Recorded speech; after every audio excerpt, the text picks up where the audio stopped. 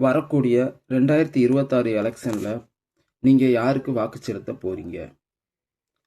ஒரே ஒரு ரீசன். அவங்களுக்கு அந்த கட்சிக்கு வாக்கு செலுத்துவதற்கான ஒரே ஒரு ரீசன் சொல்லுங்க அப்படின்னு சொல்லி கேட்டா, இங்க நிறைய பேருக்கு ஒரு ரீசன் இல்ல, 1000 ரீசன் இருக்கும்.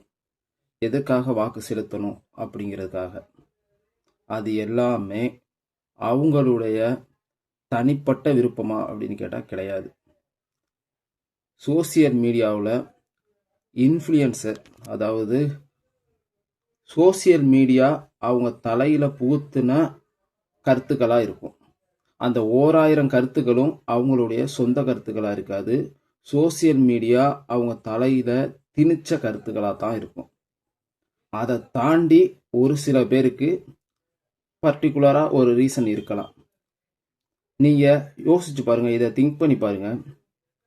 நீங்க உங்க தொகுதியில நிற்கக்கூடிய வேட்பாளர் இவர் இதை பண்ணுவாரு, இவர் இந்த ஒரு தப்பான விஷயத்த பண்ணியிருக்காரு அப்படின்னு நீங்க வாக்கு செலுத்தாம இருக்க போறது கிடையாது.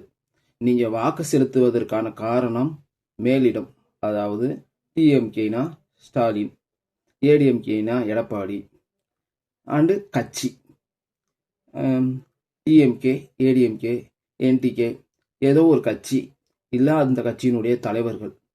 இதுதான் உங்களுடைய ரீசனா இருக்கும். ஏண்டா சோசியல் மீடியா இதைத்தான் உங்கள்கிட்ட உங்க தலையில திணிச்சிருக்கு. இதுதான் உங்களுடைய மெயின் ரீசனா இருக்கும். தனிப்பட்ட உங்களுடைய ஒரு கருத்து இங்க நிறைய பேருக்கு இருக்காது. யோசிச்சு பாருங்க.